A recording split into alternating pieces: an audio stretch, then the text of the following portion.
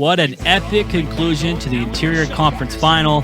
Game 7 at the SWC between Penticton and Salmon Arm. They birthed to the Fred Page Cup Final on the line. Fraser Rogers, Tim Hogg with you. And early on, Tim, as we saw all series, an epic goaltending duel between Will Ingman and Eli Pulver. Yeah, a continuation of the first 6 games of this series. Both goalies making key saves in the first period and early in the second to try and keep this game scoreless. Both on their toes early on. As you saw, both goalies there around their net just dialed in throughout that opening frame. There was no goals in the first period. Go to the second. Thomas Bichette so close to opening up the scoring, getting his first of the series, but a great glove save there by Pulver. The Vees do open the scoring, and it's a 20-year-old Game 7. Zach Stringer's first of the series, his fourth of the postseason, 152 in on a great feed from Simone Meyer. Yeah, in Game 7, you need your leaders, and Zach Stringer's become one of those for the Penticton Vees. He does what he does best there, crashes the net, picks up the rebound, and dumps it in the empty cage for a 1-0 lead. That made it 1-0 for Penticton. They looked for that elusive second goal, but couldn't find it as Max Heise had a great chance. Will Ingman at the other end, standing tall for the Vees, but Salmon Arm would tie it there midway through the second on the power play. Cole Cooksey rips it glove side off the rush. His ninth at 13:03 to make it a 1-1 game. Yeah, really good job here to pull up on the drive, cause a couple of Vees forwards back checking to give him some space, and he rips it without a doubt. And that was a beautiful goal there by Cooksey, the leading point getter for the Silverbacks. Had 14 points coming into tonight's game, and he wired that top corner glove side to make it a 1-1 game on the back half of the second period. Salmon Arm was looking for more, and they rang iron. Casey Leyland close there late in the second to making it a 2-1 game. And the Vees almost got the lead as well. They hit iron too in the dying moments. That was Cal or not. Go to the third period. Will Ingman early on making a stop.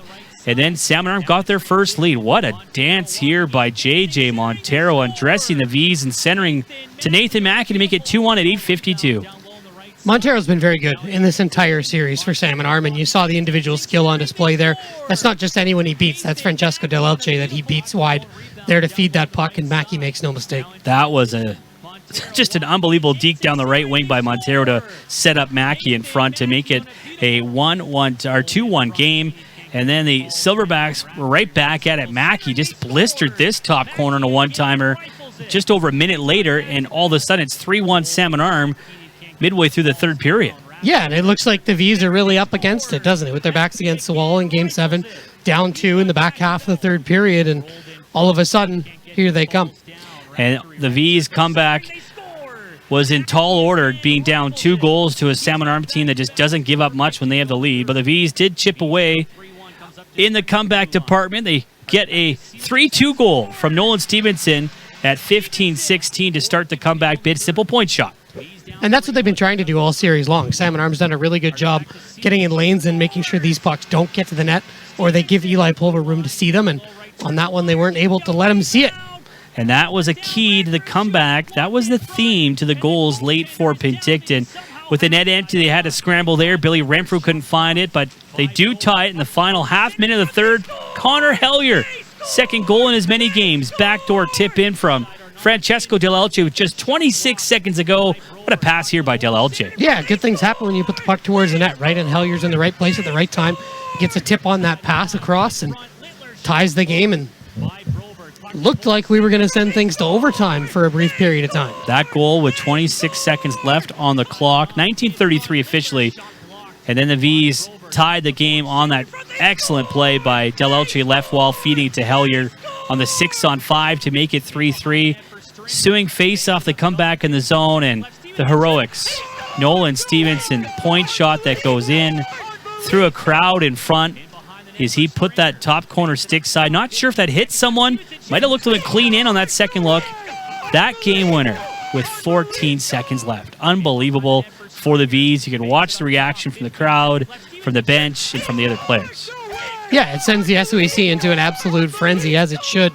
They were down 3-1 with 4 minutes and 44 seconds to go in this hockey game, and they come back to win it in regulation time with 2 goals in the final 26 seconds. One last face-off as time expired, and that was it. What a epic comeback. Nolan Stevenson with 2, the game winner with 14 seconds left. The Vees crowned Interior Conference champions for the 3rd straight season. The most improbable, incredible come from behind 4-3 victory. Handshake lines and props to the Salmon Arm Silverbacks. Congratulations on what truly was a hard-fought series from a very well-coached team and very hard-nosed effort from their goaltender on out. Congratulations, Salmon Arm, on a great season. The Vees, Ryan Hatfield Memorial champions again. The Interior Conference champions of the Ryan Hatfield Memorial Trophy. Final score 4-3. They're off to the Fred Page Cup final.